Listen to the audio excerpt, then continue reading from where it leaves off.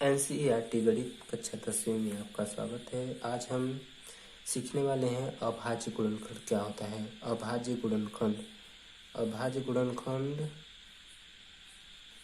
क्या होता है।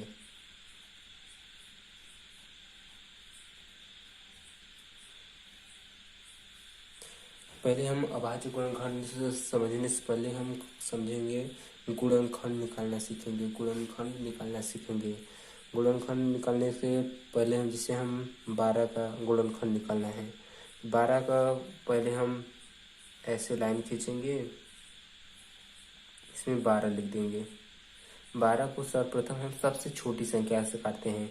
इसे एक से तो सब संख्या कट जाती है, तो हम एक से नहीं, उसके बाद से जो भी संख्या आएंगी उसे हम काटना स्टार्ट करेंगे। और कटेगा तो काटेंगे, अगर नहीं कटेगा फिर उस संख्या के आगे से काटेंगे, आगे की संख्या लेकर उससे काटेंगे।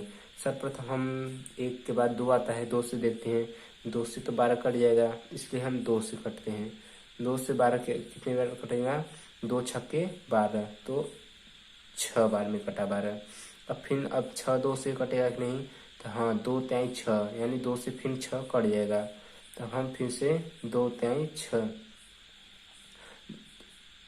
अब 3 है, 2 से कटेगा? नहीं कटेगा। तो हम किससे काटेंगे? 2 के आगे जो संख्या आती है उससे काटेंगे। अगर उससे नहीं कटेगा तो और आगे जाएंगे, तो 2 के बाद क्या आते हैं? 3। 3 से काटेंगे, 3 से तो कट जाएगा 3। 3 एकम 3। अब हम गुणनखंड, जैसे 12 है, 12 का गुणनखंड लिखने के लिए पहले हम गुणनखंड निकल गया। अब इसको लिखेंगे 1, ये 2 है, 2 लिख दिए गुणा का निशान। फिर ये इस 2 को लिखेंगे, फिर अब गुणा का निशान, अब इस 3 को लिखेंगे।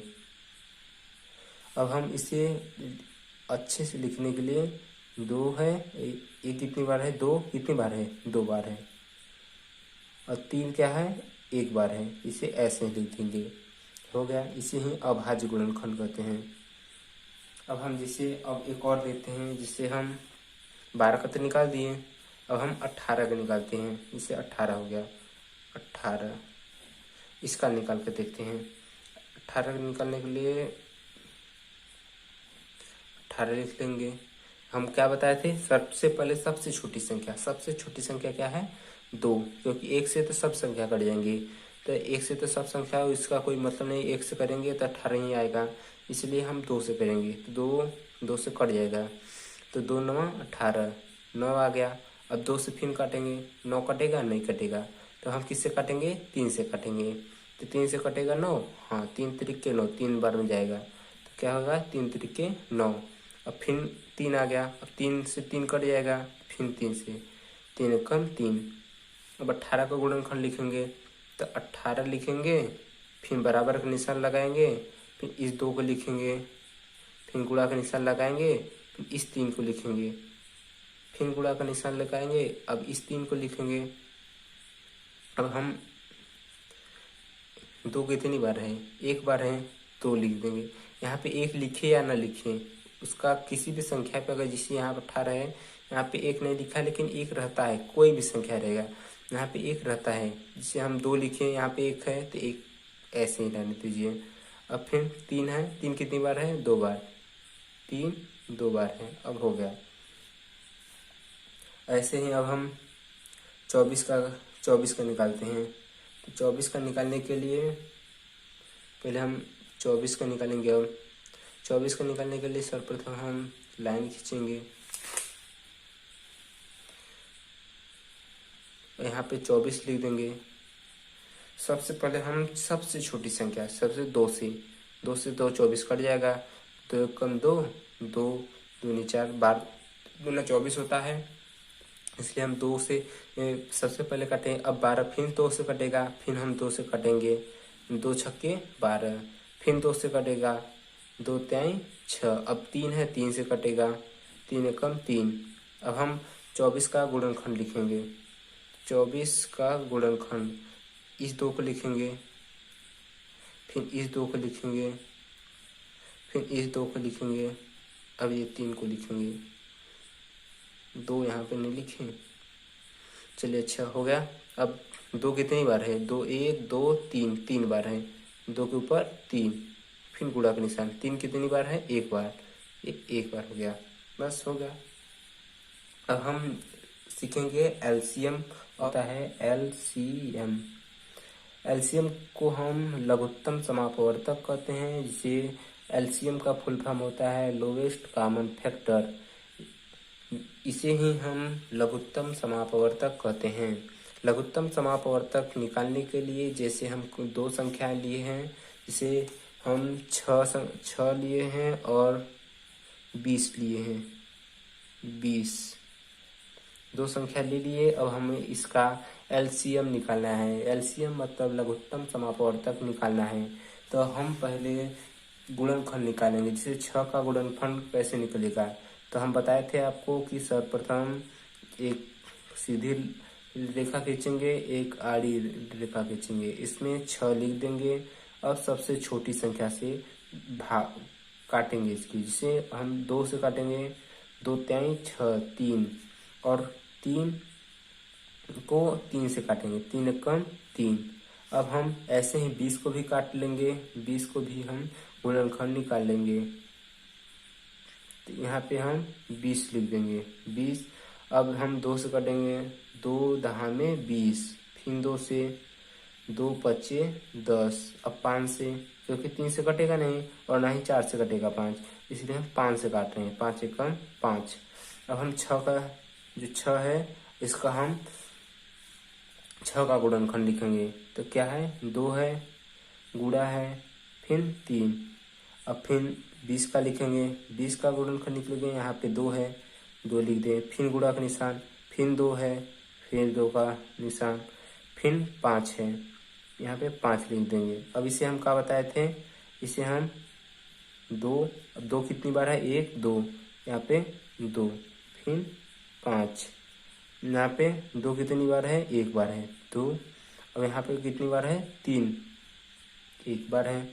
अब हम एलसीएम निकालें। एलसीएम जो निकलते हैं, एलसीएम जो हम निकालते हैं, उसमें हम सबसे जो घात बड़ी होती है, जो भी इसमें जो इतना 6 का और 20 का जो हम निकाले हैं, उसमें जो सबसे बड़ी घात वाली घात उसे कहते हैं, जो इसके ऊपर लिखा रहता है। जैसे यहाँ पे 1 लिखा है, यहाँ पे 3 एक ही है, इसमें 1 है तो यहाँ पे 1 लिख देंगे, यहाँ पे 3 भी 1 है, यहाँ पे 5 1 है तो यहाँ पे 5 कर देंगे।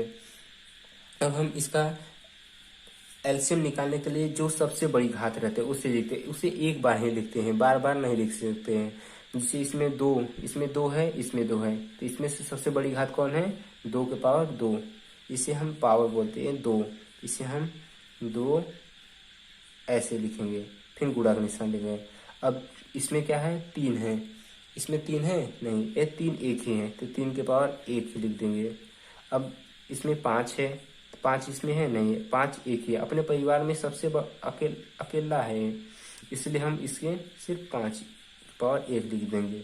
और हम 2 को क्या लिख सकते हैं, 2 गुणे 2, और 3 को क्या लिख सकते हैं, 3 लिख सकते हैं, और 5 को 5 लिख सकते हैं। अब हम इसको हम कहा है 2 दूनी 4, 4 आ गया, 4 तिहाई 12, 12 पंजे 60। इसका 6 और 20 का जो हम, ये 6 है, 6 और 20 का एलसीएम क्या है, 6 और 20 का एलसीएम 60 है।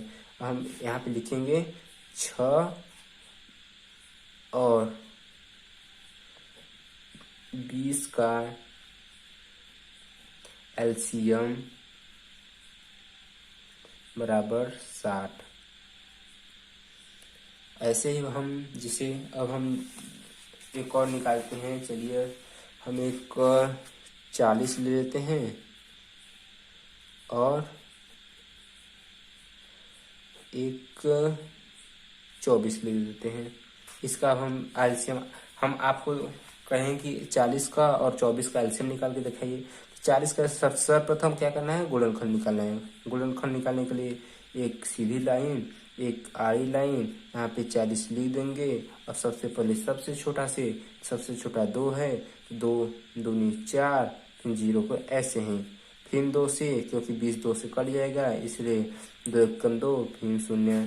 फिर 2 से, क्योंकि 10 कट जाएगा 2 से, इसलिए 2 पचे 10। अब 5 से, क्योंकि 5 नहीं 2 से कटेगा, नहीं 3 से कटेगा, नहीं 4 से कटेगा, इसलिए हम सीधे 5 से काटेंगे। तो 5 एकम 5। अब हम 24 का देखेंगे। 24 का पहले सीधे लिखा, फिर आड़ी लिखा, फिर 24 लिख देंगे इसमें, फिर 2 से काटेंगे।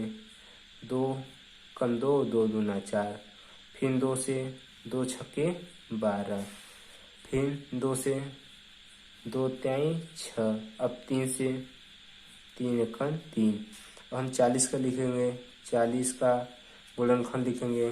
तो यहाँ पे 1 2 है, फिर 1 2 लिख दिए, फिर गुणा का निशान 1 2, फिर ये 2, फिर ये 5। इससे हम कैसे लिखेंगे? 1 2 3, 3 तो 2 है तो 2 लिखेंगे, उसके ऊपर 3 तो 2 है तो इसके ऊपर 3 लगा देंगे, फिर गुणा का निशान 5 है, एक ही 5 है तो 5 के पावर 1 लिख देंगे। अब 24 है तो 24 लिखेंगे। अब 24 का 1 2 है 2, फिर 1 2 है, फिर 2, फिर 2 है, फिर 2, अब 3 है 3, फिर बराबर 1 2 2 2 3 2। तो अब 2 के पावर कितना लिखेंगे? 3 लिखेंगे, फिर गुणा का निशान। 3 कितना है? एक ही बार है तो एक ही बार लिखेंगे। अब हम क्या बताए थे? एलसीएम, जिसे हम 20 40 और 24 का एलसीएम निकालने हैं। एलसीएम निकालने के लिए जो बड़ी बड़ी घातें होती हैं उसे हम लिखे हैं। जिसे हम इसमें 2 के पावर 3 है, यहाँ पे 2 पावर 3 है, तो हम अब क्या करें? तो हम इसमें से एक कोई भी लिख दें, या ये लिख दें या वो लिख दें, मतलब एक ही है। तो हम यहाँ पे लिखेंगे 40 और 24 का एलसीएम बराबर 24 और 40 का एलसीएम के लिए सर हम 3 इसमें से एक लिख देंगे, 3 के पावर 3, फिर गुणे, नहीं यहाँ पे 2 के पावर 3 है, गलती हो गई हमसे, 2 के पावर 3 है।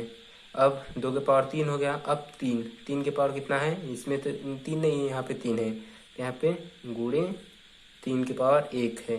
अब इसमें 5 है, 5 के पावर 1 है, इसमें 5 के पावर कुछ भी नहीं है, यहाँ पे 5 है ही नहीं, इसलिए हम 5 के पावर 1 लिख देंगे। अब बराबर का निशान, फिर 2 कितनी बार है? 3 बार, तो 1 बार